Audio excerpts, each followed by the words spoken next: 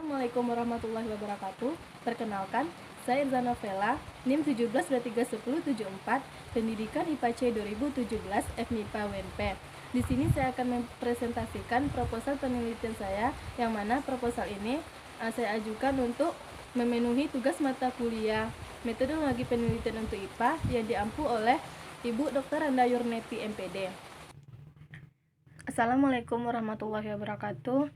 Baiklah, di sini saya akan mempresentasikan proposal penelitian saya yang berjudul Pengaruh Model Cooperative Learning tipe Think Per Share pada mata pelajaran pencemaran lingkungan terhadap hasil belajar siswa SMP Negeri 26 Padang.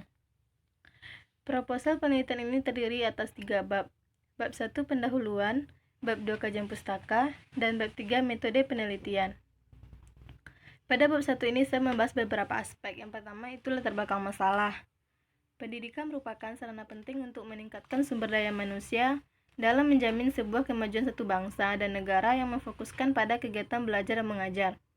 Dalam pendidikan itu sendiri, terdapat proses bimbingan, tuntunan, atau pimpinan yang di dalamnya mengandung unsur-unsur seperti pendidik, anak didik, tujuan pendidikan, dan sebagainya.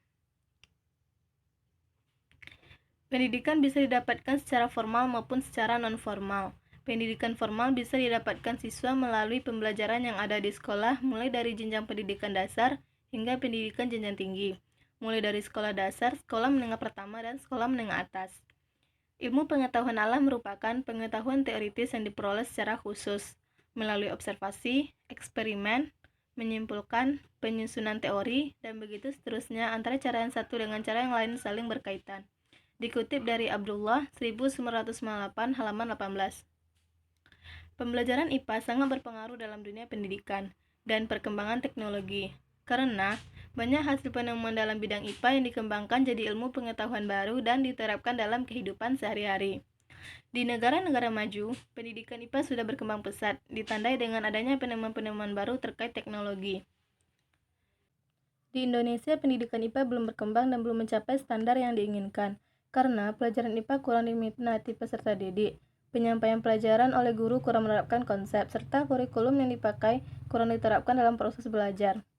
Model pembelajaran adalah kerangka konseptual yang digunakan sebagai pedoman bagi perancang pembelajaran dan para pengajar dalam merencanakan aktivitas belajar mengajar. Model pembelajaran IPA yang digunakan harusnya membuat peserta didik aktif dalam proses pembelajaran. Contohnya, model pembelajaran kooperatif tipe Think Per Share. Pada model pembelajaran kooperatif tipe Think Per Share ini, guru hanya sebagai fasilitator dan peserta didik bekerja sama dalam memecahkan masalah untuk memahami materi pembelajaran. Poin yang kedua yang saya bahas pada bab 1 ini itu identifikasi masalah. Berdasarkan latar belakang tersebut, kita dapat mengidentifikasi beberapa masalah. Yang pertama itu proses belajar mengajar yang terasa membosankan, karena siswa dituntut hanya mencatat materi yang dicatatkan oleh guru di papan tulis. Pendekatan pembelajarannya yang digunakan yaitu pendekatan pembelajaran ekspositori, yaitu pembelajaran yang berupa informasi verbal yang diperoleh dari buku serta penjelasan dari guru. Yang ketiga itu siswa kurang aktif dalam pembelajaran. Dan yang keempat, hasil belajarnya cenderung rendah. Poin yang ketiga yang saya bahas pada bab 1 ini itu batasan masalah. Mengingat ruang lingkup masalahnya cukup luas, maka saya mengambil 3 batasan masalah dalam penelitian ini. Yang pertama yaitu pengaruh model pembelajaran yang diteliti hanya pada keaktifan dan hasil belajar siswa.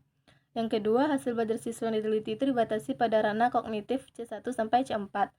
Yang ketiga itu keaktifan belajar peserta didik yang diteliti dibatasi hanya pada oral activities dan mental activities.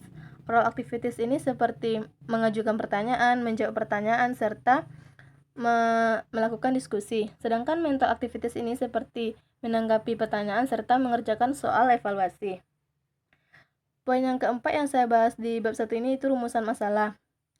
Rumusan masalahnya ada 2. Yang pertama itu apakah model pembelajaran kooperatif tipe Think Per Share ini berpengaruh terhadap hasil belajar peserta didik? Yang kedua, apakah model pembelajaran kooperatif tipe Think Per Share ini berpengaruh terhadap keaktifan peserta didik dalam proses pembelajaran? Poin yang kelima yaitu tujuan penelitian. Di sini tujuan saya untuk melakukan penelitian ini ada 2, untuk melihat ada tidaknya pengaruh model pembelajaran kooperatif tipe Think Per Share terhadap hasil belajar peserta didik. Yang kedua, untuk melihat ada tidaknya pengaruh model pembelajaran kooperatif tipe think per share terhadap keaktifan peserta didik dan proses pembelajaran. Poin yang keenam yaitu manfaat dari penelitian ini. Saya menginginkan dua manfaat dari penelitian ini. Yang pertama itu manfaat teoritis, yang mana hasil penelitian ini diharapkan dapat mendukung teori sebelumnya bahwa model pembelajaran tipe think per share ini dapat berpengaruh dalam hasil belajar peserta didik serta keaktifan peserta didik. Yang kedua itu manfaat praktis, yang mana manfaat praktis ini saya berharap dirasakan oleh 3 subjek. Yang pertama itu peserta didik, oleh pendidik, dan oleh peneliti sendiri. Yang mana peserta didik dalam pembelajaran dapat membantu dan meningkatkan kemampuan belajar peserta didik, yang bagi pendidiknya itu diharapkan sebagai alternatif pendidik dalam menyampaikan materi dapat menggunakan model pembelajaran yang tepat. Yang ketiga itu untuk peneliti. Saya berharap peneliti dapat meningkatkan pengalaman dan pengetahuan serta dapat mengimplementasikan apa yang telah saya lakukan ini nanti di sekolah yang akan saya ajarkan. Selanjutnya masuk ke bab 2, itu kajian pustaka, yang mana di bab 2 ini saya membahas beberapa poin. Yang pertama itu kajian teori. Menurut Slavin 2009, model pembelajaran kooperatif adalah model pembelajaran di mana siswa belajar bersama, saling menyumbangkan pikiran dan bertanggung jawab terhadap pencapaian hasil belajar individu dan kelompok. Menurut Bukhari 2009, halaman 93, manfaat pembelajaran kooperatif tipe kooperatif ini bagi peserta didik ada 6. Yang pertama itu pengembangan kualitas diri peserta didik. Yang kedua, peserta didik belajar saling terbuka, saling percaya, dan rileks. Yang ketiga, peserta didik belajar bertukar pikiran dalam suasana penuh keakraban. Yang keempat, materi pembelajaran dapat lebih dipahami oleh peserta didik. Yang kelima, mendorong tumbuhnya tanggung jawab sosial pada diri peserta didik. Yang keenam, yaitu terbentuknya keterampilan berpikir kritis dan kerjasama. Tahapan pembelajaran kooperatif ini terdiri atas 6 fase. Yang pertama itu menyampaikan tujuan dan memotivasi. Guru menyampaikan semua tujuan pelajaran yang ingin dicapai pada pembelajaran tersebut dan memotivasi siswa. Yang kedua itu menyajikan informasi. Guru menyajikan informasi kepada siswa dengan jelasan demonstrasi atau lewat bahan bacaan. Yang ketiga itu mengorganisasikan siswa ke dalam kelompok kooperatif. Di sini guru menjelaskan kepada siswa bagaimana cara membentuk kelompok belajar dan membantu setiap kelompok agar melakukan transisi secara efisien. Yang keempat itu membimbing kelompok bekerja dan belajar. Di sini guru membimbing kelompok-kelompok saat bekerja dan saat melakukan pembelajaran. Yang kelima itu evaluasi. Evaluasi ini guru melakukan evaluasi terhadap hasil belajar siswa tentang materi yang telah dipelajari atau masing-masing kelompok mempresentasikan hasil kerjanya. Yang keenam yaitu memberi penghargaan. Guru mencari cara untuk menghargai baik upaya maupun hasil belajar individu dan kelompok. Think per share adalah suatu model pembelajaran kooperatif yang memberi peserta didik waktu untuk berpikir dan merespon serta saling bantu satu sama lain. Tahap model pembelajaran Think per share ini ada 3. Yang pertama berpikir, yang kedua berpasangan, dan ketiga berbagi. Kita membahas terlebih dahulu tentang berpikir. Guru mengajukan pertanyaan atau isu yang berhubungan dengan pelajaran. Kemudian peserta didik diminta untuk memikirkan pertanyaan atau isu tersebut secara mandiri untuk beberapa saat. Yang kedua berpasangan. Guru meminta peserta didik untuk berpasangan mendiskusikan apa yang telah dipikirkan pada tahap pertama tadi. Interaksi pada tahap ini diharapkan peserta didik dapat berbagi jawaban jika telah diajukan suatu pertanyaan atau berbagi ide jika suatu persoalan khusus telah diidentifikasi. Biasanya guru memberi waktu beberapa menit untuk berpasangan. Yang ketiga berbagi. Pada tahap akhir ini, guru meminta pasangan untuk berbagi pada seluruh kelas tentang apa yang telah mereka bicarakan.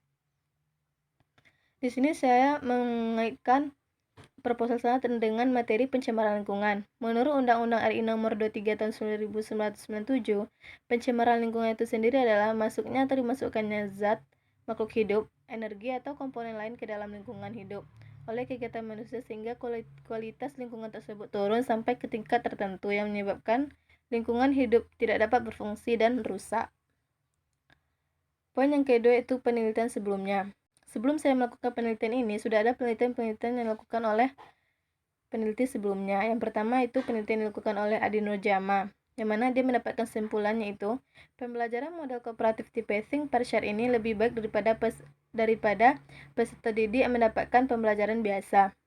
Yang kedua penelitian yang dilakukan oleh Lailatul Mufidah, Zulkifli Effendi, dan Titi Peri Purwanti. yang mana mereka menyimpulkan dengan menggunakan model pembelajaran TPS ini dapat meningkatkan aktivitas belajar siswa sesuai dengan yang diharapkan. Penelitian yang ketiga yang dilakukan oleh GD Putu Apriana, IMDTG, dan IGNI Wayan Suwatra, yang mana kesimpulannya yaitu pembelajaran kooperatif tipe TPS ini dalam pembelajaran PKN berpengaruh signifikan terhadap motivasi belajar peserta didik dibandingkan dengan model pembelajaran konvensional. Kerangka berpikir yang saya gunakan yaitu pada saat pembelajaran menggunakan model pembelajaran konvensional dan yang berpusat pada guru, maka peserta didiknya tidak pasif, hasil belajarnya rendah, dan tujuan pendidikannya tidak tercapai. Sedangkan pada saat kita menggunakan pembelajaran kooperatif tipe Think Per Share, maka peserta didiknya akan terlibat aktif dalam proses pembelajaran, hasil belajar peserta didiknya akan meningkat, serta tujuan pendidikannya itu tercapai. Selanjutnya kita masuk ke bab 3, yaitu metode penelitian. Desain penelitiannya, yang pertama saya membentuk dua kelompok, yaitu kelompok eksperimen dan kelompok kontrol. Pada kelompok eksperimen ini, saya menerapkan model pembelajaran tipe kooperatif tipe Think Per Share, sedangkan pada kelompok kontrol saya menerapkan model pembelajaran konvensional. Sebelum saya memberikan pembelajaran, maka saya melakukan pretest terlebih dahulu kepada kedua kelompok. Setelah pembelajaran selesai, maka saya akan memberikan post-test untuk melihat hasil dari model pembelajaran yang telah saya terapkan tadi. Subjek penelitiannya itu siswa SMP Negeri 26 Padang kelas 7. Prosedur penelitiannya, pada tahap persiapan, saya melakukan orientasi lapangan terlebih dahulu. Kemudian saya menetapkan lokasi penelitian. Setelah saya menetapkan lokasi penelitian, maka saya akan melakukan surat izin penelitian. Setelah saya melakukan surat izin penelitian, saya akan mempersiapkan instrumen apa yang saya perlukan saat penelitian nanti. Selanjutnya saya akan melakukan validasi terhadap instrumen penelitian yang saya siapkan tadi. Setelah instrumennya saya validasi, maka akan ada instrumen-instrumen yang tidak bisa saya pakai untuk penelitian nanti. Maka saya akan melakukan revisi terhadap instrumen tersebut. Setelah itu saya akan menganalisis data hasil uji coba. Yang kedua, tahap pelaksanaannya. Yang pertama, saya menentukan jadwal penelitian, kapan saya akan melakukan penelitian dan disesuaikan dengan materi yang saya terapkan dalam proposal ini. Yang kedua, saya mengambil nilai hasil UTS ganjil yang saya peroleh dari guru. Yang ketiga, saya akan melakukan uji normalitas, uji homogenitas, dan uji ANAFA. Yang keempat, saya akan memilih kelas eksperimen, kelas kontrol, dan kelas uji coba. Yang kelima, saya akan melakukan uji coba soal pada kelas uji coba terlebih dahulu. Kemudian saya akan melakukan analisis terhadap hasil uji coba untuk mengetahui validasi, reliabilitas, dan daya beda dan tingkat kesyukuran tes tersebut. Kemudian saya akan melaksanakan kegiatan pembelajaran pada kelas eksperimen dengan menggunakan model TPS. Pada tahap akhir ini, saya akan mengadakan post-test pada kedua kelas. Kemudian saya akan menganalisis data hasil belajar siswa. Kemudian saya akan membuat kesimpulan. Teknik penelitian yang akan saya lakukan, yang pertama saya akan melakukan observasi, dan yang kedua melakukan wawancara, yang ketiga melakukan tes, dan keempat saya akan mendokumentasikan penelitian saya tersebut. Instrumen penelitian yang saya gunakan pada penelitian ini itu ada 3. Yang pertama, saya akan mempersiapkan lembar pengamatan keaktifan peserta didik. Yang kedua, saya akan mempersiapkan lembaran soal tes hasil belajar untuk post-test dan pre-test. Yang ketiga, saya akan mempersiapkan RPP yang akan saya gunakan dalam pembelajaran nanti. Untuk RPP tipe Think Per Share dan RPP pembelajaran konvensional untuk kelompok kontrol. Sekian proposal penelitian saya. Terima kasih.